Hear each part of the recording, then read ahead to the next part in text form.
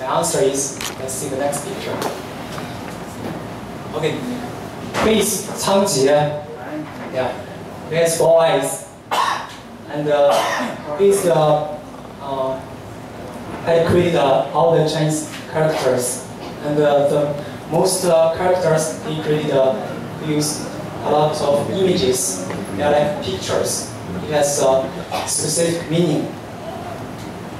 Okay. But in my educational journey, I never thought that it has something to do with Christian God. Because that's our education. I think my father's generation and my grandfather's also the same. We believe that Christianity is the religion of white people. We are East people.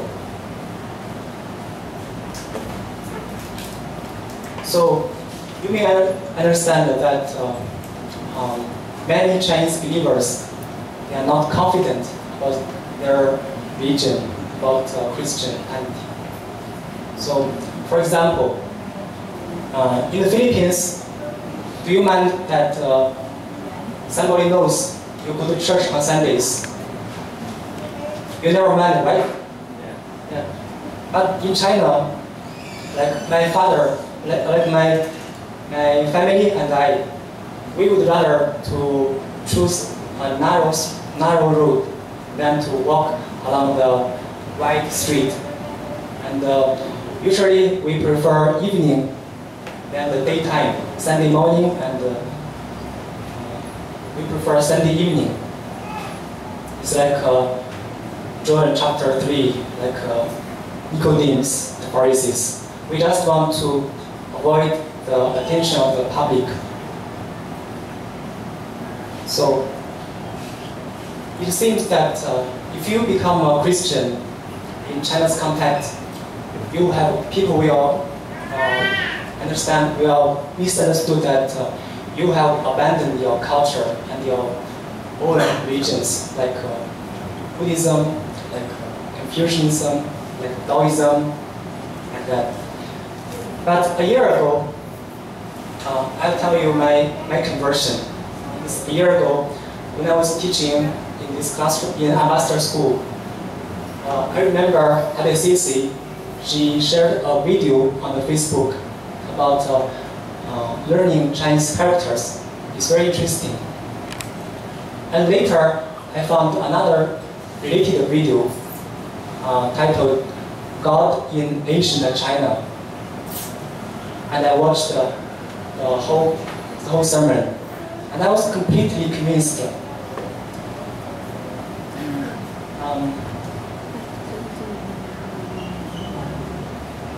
I was completely convinced by the preaching. I was speaking Chinese, I was using Chinese,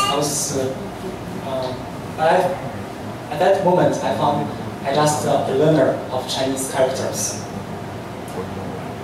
So today I want to share with you about my learning experience at that time, and I hope you will enjoy this learning. First, I will talk about the 3 regions in ancient China. First, Chinese people, they are proud of their long, unbroken history. It is 4,500 history. And we know that Taoism came about 6th century BC, 6th century BC, and Confucianism came about 5th century BC, and Buddhism came about 5th century BC. So there is a problem. Actually, we found that how about the years ahead, the previous years, like 25th century BC until 6th century BC. There are almost 2,000 years. What did the Chinese people live in? That's the interesting question. So, according to the historical record, and it tells us that the ancient Chinese people, they never worship idols. They worship a singular, supreme God. It has another name. Let's look at the next slide. This is the historic records. Shangdi is God. Shangdi is another name for Tian. The spirits do not have two lords. It's just one singular God. Now I explain this character. This is Tian, like this. If I stand like this, it's a person. Chinese character is a person. So if I reach my arm like this, it's like the thumb. It's great. It's big. Someone who is higher, who is above of everything. This is God. This is Chinese philosophy. So we call it Tian. In English culture, you may say, "Oh my God," and we have the same translation. We say, "Tian Na," the same function. Yeah. So this is the first character, first Chinese character. And today I just explain 10 Chinese characters. Okay. Before we go to Genesis 1, let's just make an assumption. If the Bible is correct, let's just assume, if the Bible is correct, if the ancient Chinese people, they are not the descendants of monkey. Yes, it's very funny. That's our historical history textbook. If the ancient Chinese people, they are the descendants of Noah, and let's assume. So I think our ancestors would like their descendants to remember their family, their history, the historical events. Like in the Philippines, I think every family you have your own story. How do you survive? Like from typhoon, from flood, right? Yeah. I think it's like it is the same with Chinese ancestors. So now I will show you how the Chinese characters relate to the book of Genesis. Okay, first one. I will use the stick. Okay, this is the word for create. We call it 造. Oh, yeah. This part is speak. Use mouth. And this one, remember, is the mouth. Yeah, use mouth. So, and this is big, and this is this part. It means something follows. It is movement follows. So in Genesis 1, chapter 3, God said, "Let there be light." And there was light. So we can see the first creation is not God using his mouth to create, not his hands. That is the first create, we call it 造. And the next one, let's go to Genesis 2. Yeah, this is a very popular word.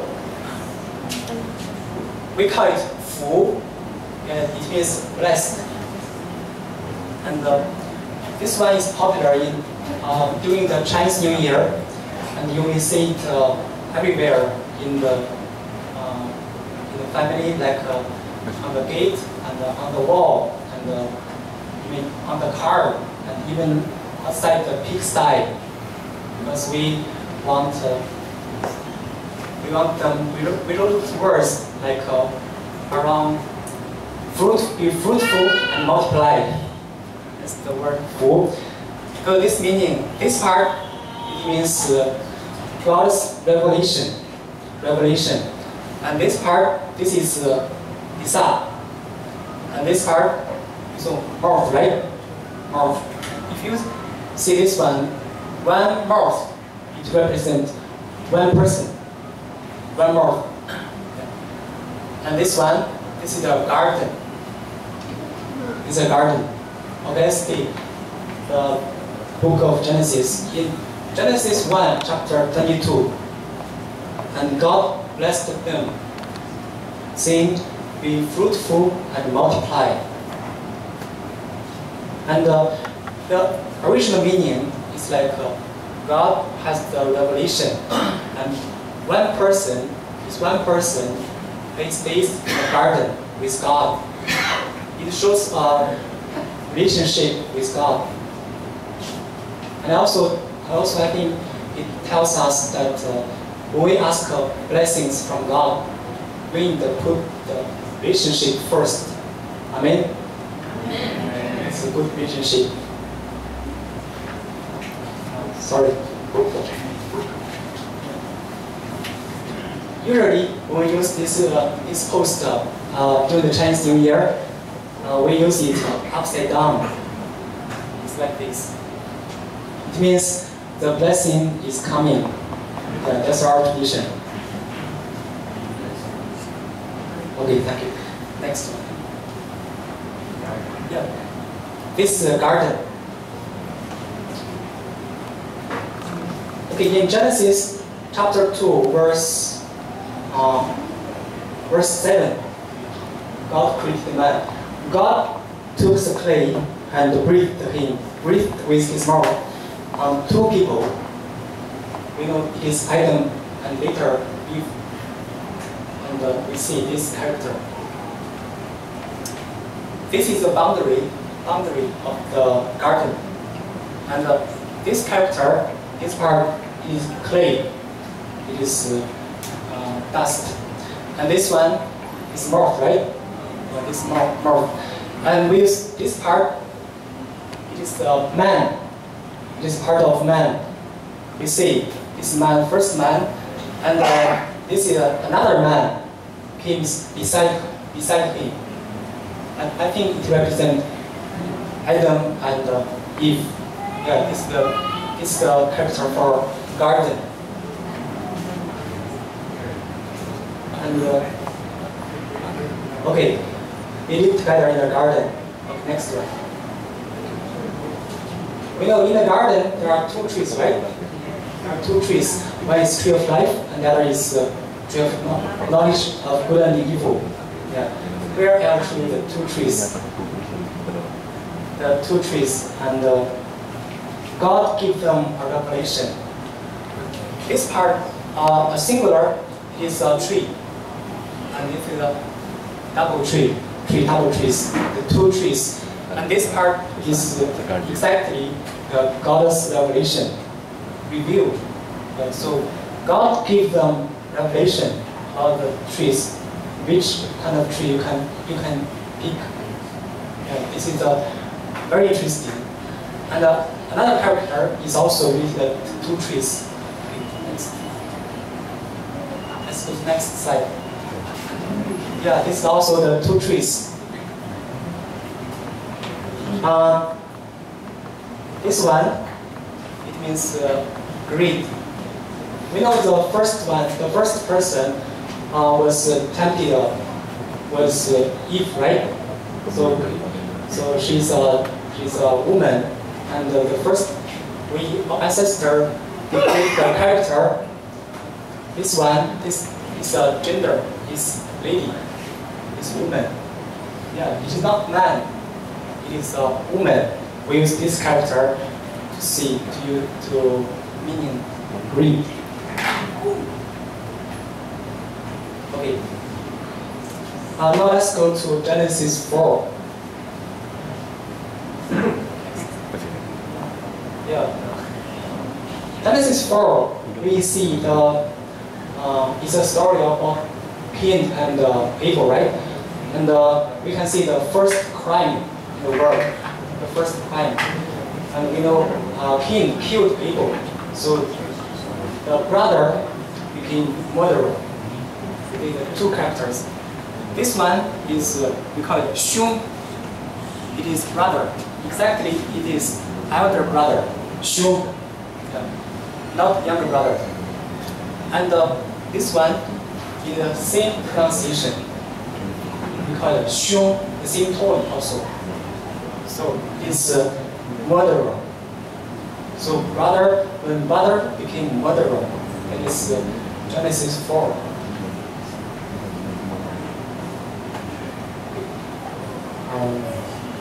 Let's go to the next. Yeah, I think you know which chapter I will go to. It's the chapter 7. It's the story of flood. God destroyed the whole world except Noah's family, because God asked them to build a big boat, ark. So this is we call it 船. The left part, it means a boat. It also means the boat. And this one is 8. And this one, what's the meaning? Yeah, mouth. Okay. I ask you, how many mouth? How many people, right? How many persons are there in the big boat? 8, you know, right? You know, Noah and his wife, they have 3 sons, and they have their sons, their daughters-in-law. So exactly 8%. Yeah, that's the word for 船. I think this part, even with this part, the meaning is already enough. It's enough. So why did our ancestor add this part? So we need to think about this. Yeah, it's very specific. So this is for 船. Next one is this migrate. Is where Chinese people migrate. After the Tower of Babel, there was a big division in Genesis chapter 11, and one major group they transferred to East Asia in China's like along the China's rivers, and they settled there. So compare their direction. You know, the Tower of Babel is in the west, right? In the west of China. And we see this word, we call it Xi, it means west. Yeah, it's west. We call it Qian. Yeah. So it proves that Chinese people, they migrated from the westward. And this is Qian. So the first, let's go to the next picture. Yeah, this is the first emperor in China, and we know that the ancestor was a Han people, and also a Han people. At that time, the Chinese character was created with the Changzi, the previous picture. Yes, this is how the Chinese character was created. And the last character, we go to the last one. Last character, this is Yi, righteousness. Yeah, this is also a very popular name for the boys. Many boys, they use this name. Yi. I explained how this word not only captures the history, but I also have another function to prophesy the future. So this part, it is lamb. Yeah. And this one is me. So we say the lamb over me. Yeah, there's a song, lamb over me, right? So Yi, it is lamb over me. And then I will explain what is me. Yeah, this one is knife. Is Han. People's hand. And this one is spear. It's a weapon. Knife, spear. Yeah. When people use the spear to pierce the lamb, you know, God bring His lamb, and people they killed him, and Jesus is the Lamb, and he sacrificed for us. That's the word E. Yeah. All these 10 characters I choose is the original Chinese character. It's the traditional character. They are widely used in Hong Kong, in Taiwan, and all the overseas Chinese. But in China, after 1950s, we changed our character. So we cannot see this. We don't use this character in our textbook, in a newspaper, or the media. So we only see this in the overseas. So that's why I was so late to know this story. Yeah, I think in the future, God will use me to teach, to preach like this, to let the Chinese people to know their story. So maybe they will become confident about their culture, and also it will be helpful for you to know some Chinese culture. Yeah. I will stop here. Thank you.